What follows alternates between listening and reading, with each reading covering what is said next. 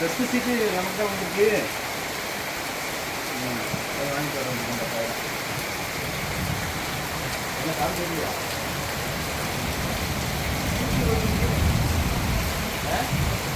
Test சீட்டு கொடு. Hello,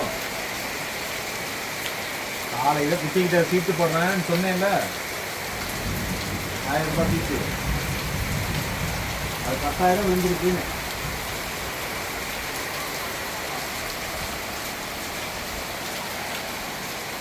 hello,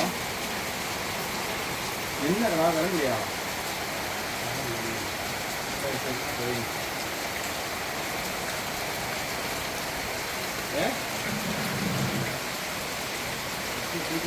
கொடுக்கலாங்க. அது முதல் சீட்டு